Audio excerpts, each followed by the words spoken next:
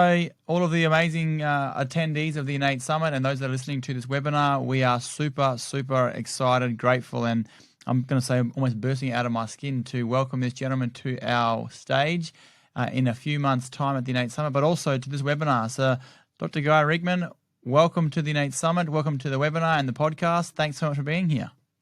Yeah, I couldn't be more excited myself. I've been on sort of a self-imposed hiatus that started with COVID and then just laid low for a while. And so it's really exciting to come back, and especially exciting to come back to Australia, New Zealand. It's got a big piece of my heart. We've been there so many times and have such great history. Yeah, well, that's kind of, we were just kind of discussing before the call how long it's been. And I know you said you went to the 25-year celebration of New Zealand a few years ago. And I think last time I can remember you being back in Australia was for the Rubicon seminar. It was back in 2016, I think, with the Jerry Clums, and before the ACC got off the ground, and we had a pretty awesome seminar here in Melbourne. And prior to that, would have been almost another decade prior to that as well. Yeah, absolutely. And but not unfamiliar. Someone asked me today, in fact, how many times I'd been down to Australia. And last time I even got close to counting, it was close to 40, I think, or in the 40s. So wow. When Dr. Felicia and I back in 1977 first showed up, we got a call from Mark Postles, and he heard that we were going to New Zealand to do a seminar and asked if we'd stop by Australia on the way back, right, kind of do the loop. And it was a whole different world back then. I remember it was funny, Dr. Joe Felicia and I, when we were leaving New Zealand, we had put on a seminar, and some of the things that we talked about primarily then were research and patient education. And we had some posters and things that we sold for patient education. And I remember we were leaving from an airport on a little plane. There was no TS, there was no security checks. You just were out by the plane. And someone came running up to us at the last minute with a brown paper bag full of money, handed it to us before we got on the plane, right on the tarmac. So, things have changed dramatically from that particular time until that was today. Back in when was that? 1970? 77. Yeah, it was 1977. Wow. And of course, then Mark Postles set up a Renaissance for us. And we'd come down twice a year and do seminars. So I remember our first seminar was up in Surfers Paradise, and the tallest building was 2 stories with a little bridge that went over the road to the beach. So, Dr. Felicia and I go way back. And this was even before, on a more political level, this was before there was even licensure for chiropractors in Australia. We went through that whole experience with chiropractors because there were a lot of people practicing bone setting and different things, calling themselves chiropractors. And finally, when they got the chiropractic law in Australia, everybody had 6 months to be able to pass all the tests. And then it was cut off. You were either in as a chiropractor or you weren't. So with that, Guy, can I just kind of cut you off there and say, with that huge amounts of knowledge, is some of the younger chiropractors out there, which I find hilarious to even think 1977 was well before my time and well before many of the younger guys out there now that are watching the Instagram and Facebook version of this video recording. 1977, and then hearing the stories around where the profession has come from, that's one thing, but also to know how much you've done for this profession. So if you don't know much about Dr. Guy Riekeman, like a bit of a backstory to this is you've pretty much been there to save the profession on multiple fronts. I know my most recent memory was when they were kind of bringing in some laws to try and bring drugs into Mexico and the amount of recruitment that everyone did behind that. And then there was the X-ray license here in Australia, and then I'm sure there'd be multiple things I don't even know about. But you've pretty much been at the gates of protecting our profession, and then obviously you've been the president of Life University, as well as prior to that you've had a whole other history out there. Like, you have been in the industry for so many years, and you've pretty much, I would imagine, every battle that we have faced and are still facing, you would be very savvy to. So that's why I wanted to kind of make those points clear for any of the younger chiros out there that don't know much about Dr. Guy. Like, you're talking about one of the biggest names in our profession for a really, really long time, and you've been there. And thank you to the fact that we can do this thing called chiropractic in many countries. And a lot of that comes down to the work that you've done and people that you've worked alongside with. So can you maybe play into some of those, I suppose, older stories that have kind of repeated themselves every decade. Whether there might have been the medics after us back in the 70s, or it might have been, your sister mentioned then you were doing research and patient education back in 1977. And guess what? We're still doing research and patient education now. So can you maybe play a little bit into those areas? Yeah. I could even go back further than that for you with my history. My father was a 1947 grad from Palmer College. This was the post-war classes where they would have 3,000 students that were on the GI Bill after World War II getting their education. And he graduated in 1947 and set up a practice on South Central Avenue in Albuquerque, New Mexico. Of course, and I was born 3 years later. So he and my mother were practicing chiropractic, and it's hard to even imagine what it was like back then.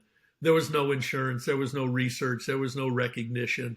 They would meet people that had never even heard of a chiropractor. But in New Mexico, they actually had,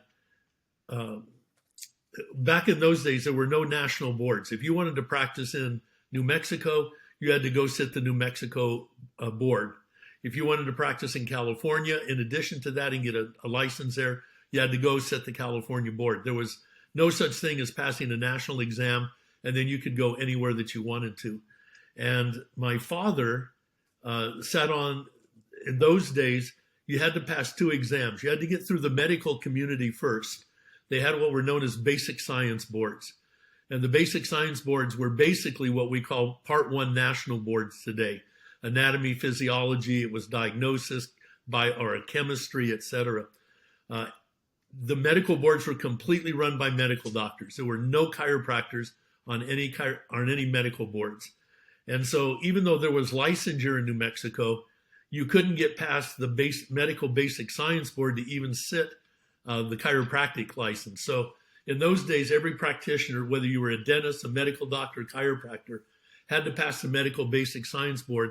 They were all essay questions, and they were all graded subjectively. Once you passed that board, then you could sit for your particular profession, in this case, chiropractic. And so the medics were using the basic science boards, even though there was licensure laws, to keep chiropractors from practicing. And my dad was one of the original people fighting for that. I remember when I was growing up, every weekend he'd be gone up to Santa Fe, New Mexico, which was the capital of New Mexico. And I didn't know what he was doing and didn't care when I was a teenager. But they were fighting for licensure rights, especially for chiropractors. My dad and 2 other chiropractors, their offices were firebombed, windows blown right out the front of the building. The other 2 chiropractors had all of their records destroyed. People came in the middle of the night, poured gas on their records, destroyed their records. So I still remember that.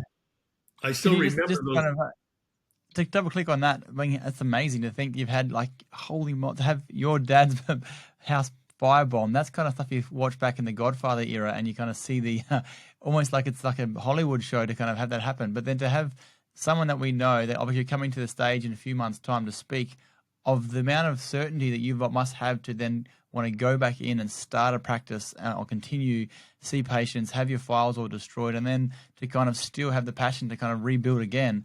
That's kind of where I can just tell the fire in your belly, I'm guessing, has been there for a number of years, which is why you've stuck at this for so many decades in supporting our profession.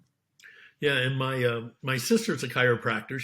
I graduated in 1972, which was the last year they put a chiropractor in jail in Louisiana for practicing chiropractic without a license. So even in my career, I remember people going to jail for chiropractic. And we could talk about some great stories, but my sister graduated in 1974 and took over my father's practice. And so that practice has been running continuously since 1947. And my sister was a huge factor when they tried to introduce drugs into New Mexico, which would have created a domino effect of drugs then being introduced in states all across the United States and ultimately into chiropractic education. My sister was one of the primary people that fought that bill. We showed up and supported her, but she was the one that was in the trenches every single day. So yeah, we kind of have a family history of digging in our heels and fighting for the things that we believe in. And that's kind of once again the reason why it's going to be so valuable having your presence on stage, just to kind of double click on some of those points there. Your practice that your dad's first opened and now your sister's working out of has been around since 1947. Talk about longevity in practice and retention. I mean, we often talk about having 1 or 2 generations. I'd imagine if you have some people in there that have been adjusted back then, I'm guessing you could be having 4 or 5 generations of patients that are, or clients that are coming through your doors that are understanding the message. Is that practice still around today? Yeah, absolutely. My sister was practicing today. So 1947. I can't even count that high. That's some pretty serious maths there. That's incredible. Right. Tell me, sorry, keep going. Keep going. You see the story? Yeah, no, and then we, Dr. Felicia and I set up the program Renaissance, which is what drew us down to Australia all those years. And it was a seminar, as I said, basically on the research of chiropractic, and then how to use patient education to communicate to patients the need for lifetime care. And then I set up a large management company, Quest. We were managing almost 7,000 chiropractic offices. I think it was probably one of the largest management companies ever to exist. And finally left that to go to Palmer College. Palmer was in some trouble, had some votes of no confidence from alumni and faculty, et cetera. And I stepped in at Palmer and told them, I'll give you 5 years, but I'm an entrepreneur, not an educator. And we rebuilt Palmer to the largest chiropractic college in the world. And then I went down to Life University when it was really in trouble. Basically, it was on the verge of being closed down. They had dropped from about 3,500 students down to 350 students and had no accreditation and all sorts of issues. And we went down there and some amazing things happened. It really comes down to hard work, and then the universe opens up the doors. If I would ever to tell you some of the stories about what happened as Life rebuilt to then become not only the largest chiropractic college, but one of the most unique graduate and undergraduate programs in the United States. You'd have to use the word miracle associated with it. And really the universe was making sure that things happen, but you can't sit back and wait for the universe. The universe expects you to work really, really hard, and then the doors open, and they did. And we had an amazing team, and just left there. I just left there a couple of years ago, out back in the entrepreneurial world. I told Palmer, you can have me for 5 years, but then I'm going back to the entrepreneurial world. And that was 20 years later. So, wow. I mean, the fact that you just dropped some of those numbers, I've got some notes here. So 7,000 chiros are on your Renaissance, I'm guessing like a coaching program, I'm assuming, or like it was called program? Quest. Yeah, the version that we did was evolved from Renaissance. It was called Quest. But you had 7,000 chiros that were basically involved with wanting to know how to either run a business or bring in new clients, or all those things that the current questions that we get asked today from stage and from all the new grads, the old grads, and also those who've been here for quite some time. It's the same old question of, how to get new clients, how to kind of keep the old ones I've got, and then how do I actually communicate chiropractic. So I'm guessing to do that to 7,000 people over a number of decades, I'm guessing you've got a fair bit of authority in that area. Yeah, running a practice on the surface, it's one simple formula. Here's the formula. It's no magic. If you take the number of new patients times PVA, like how long do they stay before they discontinue care, that's going to equal your office volume for that time frame. So if you had 20 new patients in a month and your PVA was 30, you'll see 600 office visits roughly that month. You then multiply your office visits times your collections ratio. That equals your gross income. You subtract your overhead from that, and that equals your net income.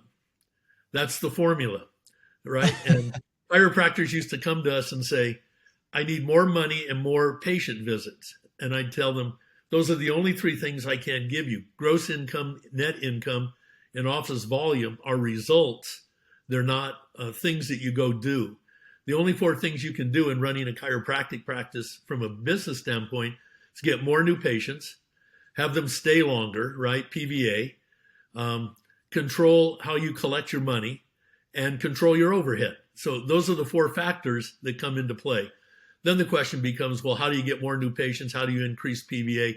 And there are formulas for all of that. And those are the formulas we applied to the doctors doing our Quest program. So it was a business program based on the principle of having people come in with their families for lifetime care. That is just gold.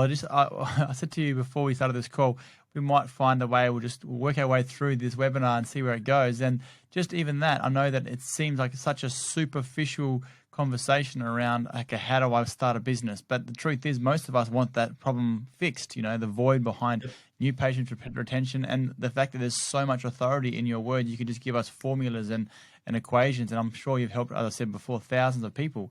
So can you give us then a summary of that same thing you just repeated then? I wrote my notes down here that you just said that new patient times PVA equals your office volume.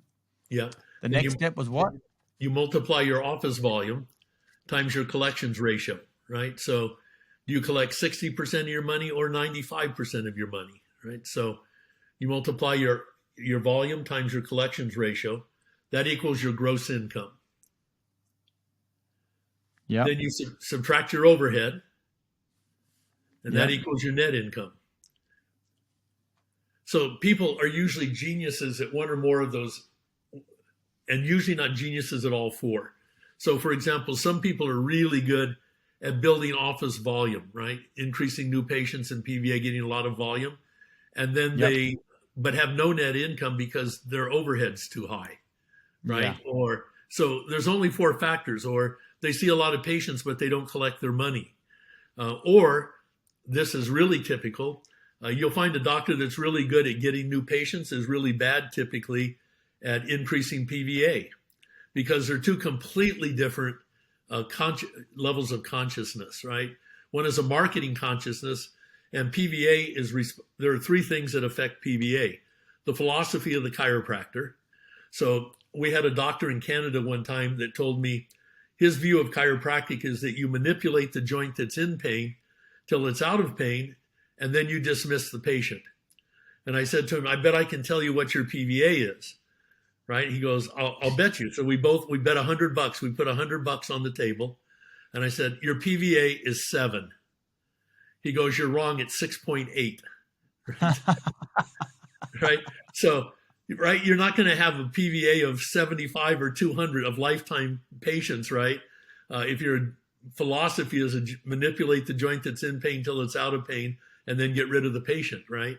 So a practice like that to be successful is dependent on a huge number of new patients coming in order to have the right kind of volume. On the other hand, we had a chiropractor in our program whose PVA was 256, which basically meant once a patient started with him, they were there for a lifetime, right? There's no other way around it. Yeah. He only accepted 4 new patients a month to keep his office volume at 1,600 office visits a month, which is where he wanted to be. So, people are geniuses at some levels, but like PVA, what affects that is the philosophy of the chiropractor, how well the staff is trained in communicating that. And then the third thing, most critical thing in that is patient education. And there are 6 components within patient education, probably not worth getting into this evening. But those are the kinds of formulas we use to help chiropractors manage their practices and build practices that weren't low back pain practices or even corrective care practices. They were wellness care practices. Wow. This is like absolutely, I mean, if you're listening to this now and you haven't had a serious amount of bombshells kind of go off in your head right now, or you haven't taken some notes at the moment, I would suggest get a pen and paper out, because Dr. Guy, well, I've said before, you're a genius in this area, and you just have that certainty in your words that I just know how it's almost like it's just obvious. It's simple how to grow a business. It's simple how to have those 6 areas and the 4 of these and the 3 of those, and the formula is this. And I just love it how that is so easy, and that has allowed you to then use the profession to springboard, I suppose, more desire to bring the philosophy of chiropractic to more people. And can you maybe touch base on not only just the chiropractic side of things, but also there's been many other things that you've done to, with your work with the think tank that you've had in life, as well as getting involved with some pretty big names that have got involved with the think tank. Can you just allow us to kind of extrapolate other things where you've used the philosophy of chiropractic to help humanity? Yeah, one of the things that we did back when I was at Life University is we started an area of the university called the Octagon. And what it did was it represented various aspects of, how can I define this? Various aspects of study and consciousness necessary to impact the world. So for example, one of the 8 one of these 8 values was the value of integrity, which I think is the most critical factor on our planet today. The ability to be in a state of completeness and wholeness with the values that you hold. And so we conducted a 5-year study on integrity. We would bring people in that were experts in the area of integrity from major universities, from think tanks. We'd have a conference. Jerry Clum generally oversaw the conference. So we might have 20 people that would come in to talk about issues surrounding integrity once a year. And every year would be a different group of people primarily. And at the end of it, they would write white papers on the role of integrity in the betterment of humanity, right? For lack of a better term. But out of it came some really interesting things. One of them, after the first year, we created a center called the Center for Compassion, Integrity, and Secular Ethics. And it was hooked up very closely with the Dalai Lama. In fact, the Dalai Lama was very well aware of life. I had a private audience with him, which probably be worth talking about when I come down in May. But the Dalai Lama was actually coming to Life University for a major program. We had gone all the way to where the federal government had sent in all of the FBI and the underground people to make sure they had paths for escape in case something came up. I mean, it's a whole deal. It takes months and months and months to prepare for having a visit from someone like the Dalai Lama through the U.S. government. But one of the things that the Center for Compassion, Integrity, and Secular Ethics did was it started the first educational program in prisons, in this case in Georgia. And one of you say, well, how does that impact? How does that make humanity better? We know that in the United States, which has more prisoners than any country in the world, other than China, that recidivism, almost everybody in prison gets out of prison at some point. There's very, very few people that get put in prison and never get out.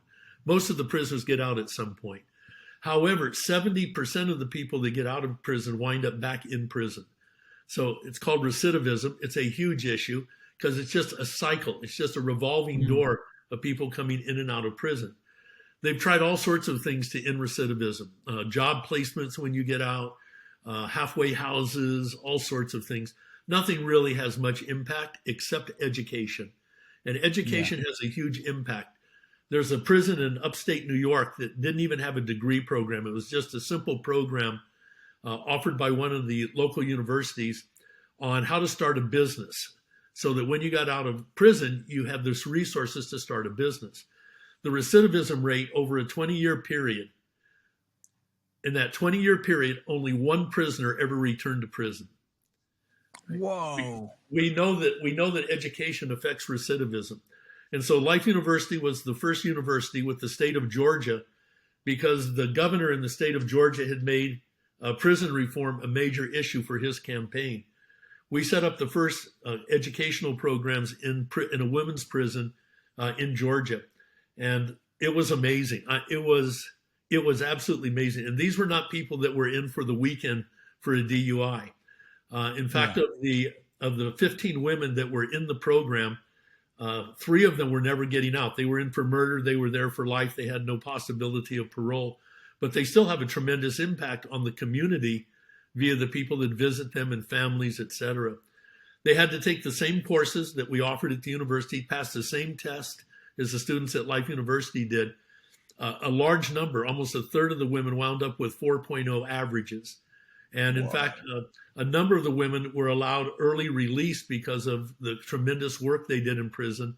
And one of the women, who now has a master's degree in this, is going around the country. She lectures at large programs where they have law enforcement, where they'll have 5,000 police at a conference. And she goes and lectures to them on the educational programs, recidivism, et cetera. So that just gives you an idea of one of the things that we did at the university that was, you might say it's outside of chiropractic. It certainly holds the same goals of how do we make a difference in the world by freeing up people's potential.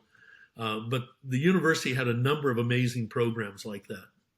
And the reason why I want to touch on that point is because we often hear about the principles of chiropractic. We hear about the philosophy, and then depends on which camp you're on. There can be the mechanists, the vitalists, and sometimes the messages can be quite similar. And it could be like read the books and then work on your attention, and just make sure you can communicate by doing a pre-healthcare class. And that's kind of like in the trenches stuff. But what I love about your certainty, you ooze it, and to be able to kind of make the possibility of helping our audience realize that by you living the principles of chiropractic and then having a sustained business model that you've obviously taught a lot of chiropractors, you can go to work, see your clients, have good retention, keep your overheads low, have a greater net income, which can then allow you to be a better mum, a better dad, or be a better citizen as well, to then go on and do things like you're mentioning. When you just dropped 2 or 3 bombshells there saying who would ever think it could be a good idea as a chiropractor to go and do a 5-year study on integrity? Like that's kind of like, that's next level stuff. So what I love about your whole ethos and your character and what you've achieved is the fact that like this is big time stuff. BJ said that we're going to change the world, and you have done that in so many areas in your lifetime. And that's kind of what I'm excited for the next generation of chiros coming in. And I would love for you to maybe just spend a bit of time on that, like, bringing it back down to the grassroots of the Australian chiropractors. There's the new ones that have just graduated from whatever college they went to. And there's also the people that have heard you before that would be like, we are definitely going to go and hear Dr. Guy Riekeman speak. But can you maybe just touch base on both of those two components of our audience, which is the younger ones that are graduating that have never maybe heard you speak before, but also those that have heard you speak, and what they might be able to get out of that conversation as well? Yeah, chiropractic evolves, and I don't mean the principles of vitalism, which actually we introduced that term back when I was teaching philosophy at Sherman College in 1975, 76. We were looking for a way to communicate with the larger, broader community, and going to them with a principle about there's a universal intelligence in all matter that gives to it all its properties and actions, thus maintaining existence. Those were they understood the concept, but they were words that didn't relate to them on an academic level. And that's when we found vitalism, which has now become obviously a mainstream concept in chiropractic, which is really just a reflection of our basic 33 principles, but put into an academic format that you could go to Oxford University and get a degree in vitalism. For example, you can go, there are a number of universities, Michigan State University, you can get a degree in vitalism. So it was terminology that was used to express our principles, but on the broader spectrum of humanity. So, one of the things I want to talk about when we come down is, where's chiropractic today, right? Where is it? Doesn't matter if you just graduated or been in practice forever. Where is our profession going? And there's 2 major factors. One is our profession is becoming more and more neurological and moving away from the spinal structural model. Not that the spine isn't our main tool that we work with to affect the nerve system, but we always have said in chiropractic that we're not a bone profession, we're a nerve profession, if I can be that simple.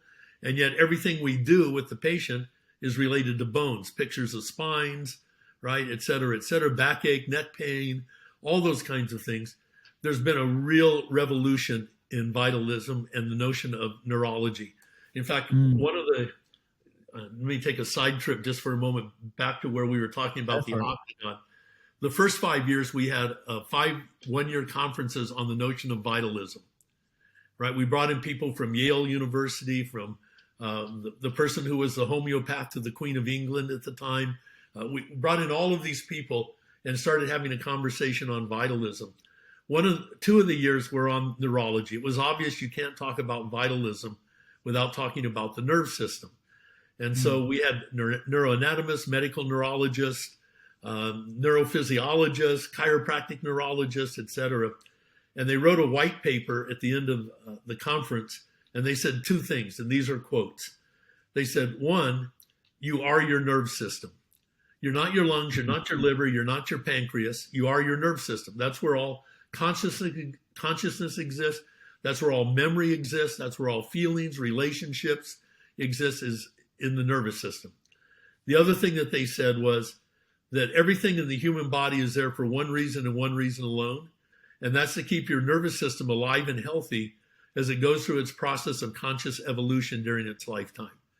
Meaning you are not the same person at 90 that you were at 9, because your nervous system is constantly learning and evolving. And so, we are our nervous systems. And so things that impact our nervous system become critical for us in chiropractic. And one of them, of course, is subluxation. It's huge. It's pandemic, right? But it's not because it's a treatment for backs, or it's not about straightening out backs. It's because of its impact on the nerve system that we're interested in it. So one of the things we need to talk about is this tremendous transformation of the understanding of who we are as human beings to neurological beings, and how that puts chiropractic front and center in the conversation of healthcare today, on the highest levels, right? Not on the treatment level, on the highest levels of science and research today. It puts chiropractic into the format, which is why Heidi Havik is so impressive, right? And why she's so well accepted around the world in all sorts of professions, even other than chiropractic. The other thing that I want to talk about is we've got to communicate our message. And that has been evolving. The principles haven't changed, but the evolution of the presentation. And so we're going to talk about today that people live lives of remote management. Last night, before I went to sleep, I had half an hour in bed before Erica came down from putting the kids down. And I'm laying in bed, and here's what I did in the 30 minutes prior to that I had quietly in bed. I set up a flight back to my home in Puerto Rico. I set up a flight to St. Louis, where I'm going to be speaking at Logan College in April. I also reorganized my flight with Brad Gilwaukee about when we're coming down to Australia. Right. Then I set up 2 dinners, reservations of places that I've been having difficulty getting in. I also set up a hotel in Toronto where I'm speaking this next weekend. I needed to extend a night because bad weather is here, and I decided to fly out a day early and not take a chance of missing the seminar. I ordered some stuff from Amazon, some batteries and some things that I needed that I didn't have time to go out and pick up the next day. You get the idea. Oh, and by the way, I did some banking. I transferred some money from some different accounts and did some banking. I did all of that in 30 minutes in my pajamas, laying in bed, right? Any one of those things 10 years ago would have taken me a half a day to just go to the bank and handle, for example. Yeah, definitely. We live lives of remote management over the last 10 years, ever since the iPhone hooked up to the internet. The question today is, how do we use that to manage patients remotely? Last year in the United States, 1 out of every 5 visits in healthcare was a virtual visit. I'm going to say it again. 1 out of every 5 visits in the United States last year, 20% of all visits were not one-on-one, they were virtual visits. 20% of cell phone users in the United States already have an app that their MD gave them, that their MD is using to manage their healthcare every day. And get this, 75% of hospitals in the United States now have their own app, and they sign up to 50% of the people that come through the hospitals, which means that medicine is right now in our patients and our prospective patients' living rooms, bedrooms. They're on the sides of soccer fields with them while they're watching their kids, and they're sending them information on drugs and surgery and COVID and all sorts of things that perpetuate the medical model. And we're going to get buried if we can't figure out how to manage patients remotely. And so we're going to come down and talk about that and show you some opportunities and options that not only allow us to communicate and educate patients and attract new patients via referrals, via high tech or via app technology, but also how to increase income in practice. Because one last point, and then we can go wherever you want to go with this. But one interesting point about this is, one of the things that I discovered a few years ago is that when a patient gets even an inkling of an idea of what chiropractic's big idea is, they begin to ask different questions. Yeah. What do you think about drugs? What do you think about vaccinations? What do you think about natural birth? What do you think about? What do you think about? What do you think about?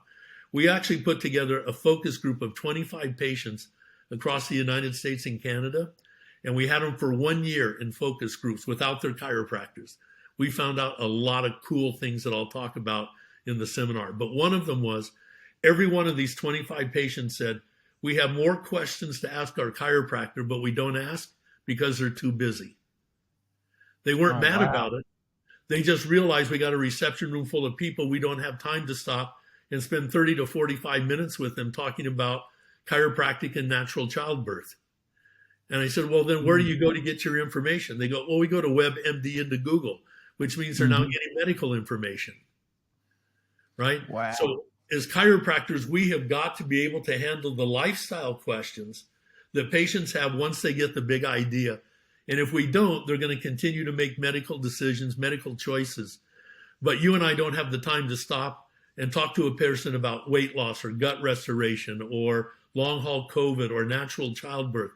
And so we do that all remotely now with app technology, letting an app do that for us, and even producing income while the patients are doing it. So we're going to talk about those two factors, neurology, and then we're going to talk about the use of contemporary modern technology to really help people build a chiropractic lifestyle. And what's fascinating about that, guys, and thank you for sharing all that with us. I'm kind of hard to shut up normally, and you totally managed to kind of wipe the floor with me. I've been kind of taking more notes now on this webinar than I have in quite a few other ones. So thank you for all the information. And the funny thing is that we're so in our head as chiropractors. And I've heard people say, oh, how do you get people to an education seminar before they start or during their program? How do you even, it's a good idea, but have a low attendance rate for my workshops or whatever it might be. But the funny thing is, it's actually all in our own head. As you just mentioned, people are desperate for it. And once they do get, as you mentioned, the inkling of the big idea, in comes the questions. Oh, but Sam, what do you do? And how do you guys go about it? And the childbirth question's a big one. Or the vaccination one's a big one. And we kind of almost get scared and hide about what we can and can't say. And we almost are too scared to open that can of worms up. But if you get any chiropractor into the back room, we give them a glass of wine and let them kind of run their mouth off on their passion subjects of vitalism or the nervous system or how excited they was with their last testimonial patient. Chiros will talk all day about it, but we're too far in our own heads to actually let ourselves express that stuff, which is what you're saying there is absolutely brilliant. And here's the other thing. Those have been the old timers, right? When we first were coming down to Australia, Joe Felicia and I taught how to do lectures with flip charts, right? We had 13 flip charts that people bought and went home and used to give their healthcare class. And of course, we evolved into video education in its time today. And so, Joe and I built our practices on 2.5-hour healthcare classes that we required patients to come to before they became patients. So 2.5 hours. Yeah. So you're talking to someone that loves to get up in front of an audience and, of patients and talk. But I have to tell you, today it's a tough sell, right? Because everything happens on TikTok and Instagram in 30-second to 90-second kinds of intervals. And so what we've done now with app technology is we have a 13-week drip campaign. They get one video a week for 13 weeks that range in length from 2.5 to 4.5 minutes, all laid out sequentially, and we move them right through the chiropractic story. That's what they're listening to in bed before they go to sleep at night, rather than WebMD. Wow, that's amazing. And then so last on that point, which is kind of, as you said, you can drop the names for the Felicia right through to, you mentioned Mark Postles before, and I know that when you were first getting involved and you moved to life, I know that Chuck Ribley was there to kind of in that transition of getting things involved. Plus, I know that, a lot of the stuff that you have mentioned would be of people that a lot of the younger generation wouldn't know much about. The older guys would definitely know a lot of these stories and these names. But the interesting thing is, how often do you hear that those that you hang around with are those that you become like? And I think there's a famous quote out there, I'm sure that everyone knows about it, that you are the average of the 10 biggest influences that you hang around with or you spend time with. And you've spent some time with some amazing humans. You are an amazing human yourself. And that's kind of why this year I can't wait for the IN8 Summit to hear some of those stories. And I know that you're the first one to come out and speak on stage, but you've been involved in universities and I suppose the learning environments for so many years. Those people that are coming to the IN8 Summit this year, and I know that it's not for all the CAs, it's only for the chiropractors and some students, you're going to have like Guy's presence and his stories that's, as I said, multiple decade stories that you can ask him questions around restaurants and dinners and ask him, find out questions around, what it was like back then. And that's kind of what I love about you. You just give of yourself and give to this profession, which, this interview could go for probably 3 or 4 hours, as you said, and we could go down multiple pathways. And I'll definitely make sure we get some more footage of us and asking some more questions from our audience that they might come back after this interview. But I just want to say thank you so much for literally saying to us that we're going to be here. I know we were going to try and cap this interview at around 45 minutes, but I could literally speak all day with you because your level of genius is incredible. Is there any last thing? You did mention giving a bit of a big view of coming out here this year. Is there anything you'd love to our audience to either bring to the table, or anything you kind of expect from the Aussies to kind of make sure they show up and, I don't know, give you a famous handshake or a high five, or anything that you'd love to see from us, us Australians, bring to the stage when you're up there? Yeah, no, I'm honored that people are willing to come spend time with me, and hopefully that by our interaction that we can get our nervous systems, they say, hooked up, and advance each other's consciousness a bit while we're there, and then go home and make a bigger difference in the world. I'm going to try to put some legs on that famous quote. You never know how far-reaching something you may say, think, or do today will affect the lives of millions tomorrow. I'm actually going to build some stories about what that looked like and how that's impacted chiropractic. So it's not just some kind of epigram that you have up on a wall in an adjusting room somewhere, but something literally that we live by day in and day out. So I hope people will come out and have some fun. I'll be happy to see my old friends, and more than anything, happy to develop some new relationships with people. So thank you for the invitation, and I couldn't be more excited about getting back to Australia. Oh, that sounds. I mean, I'm feeling so privileged and lucky to be able to be on this phone call with you, Guy, but also to be able to have you come to speak at the IN8 Summit this year, and coming and speaking from the heart and from your absolute level of humility. I'm from the bottom of my heart, thank you for saying yes, and thanks for coming out here. To all of our audience, I am going to say, if you have heard Guy before, make a comment, let us know on our pages. I know that you're going to rock, Guy. You're going to be an amazing addition to the IN8 Summit this year, and please help us to let those people know the value of Dr. Guy Riekeman speaking live in front of them, because I know how good it is. I've heard you in Rome, I've heard you in Melbourne, and I've been privileged to spend some time with you. But those that don't know, you don't know what you don't know. So I'm going to encourage anyone that has heard Dr. Guy speak before or knows much about him, please put some things on the Facebook page, just because I know it's going to be a big pivotal shift for our profession in Australia. Because let's face it, you're a rock star, Guy, and you have been for many years, and you've always shown up and you've done what the profession needs of. And that's what we need more of, is to kind of, I suppose, hang on your coattails and do greater things for our profession for years to come.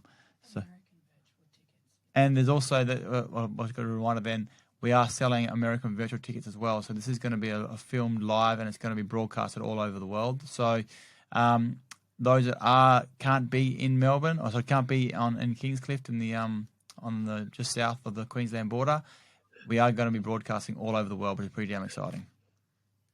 Cool. So, Guy, thank you, and I can't wait to see you in around 2 months or so. And any famous last words?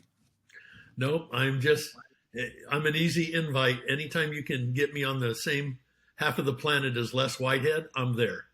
So, anyway, no, thank you, and I appreciate it, and I'm really looking forward to it. Thanks so much, Guy. You're amazing.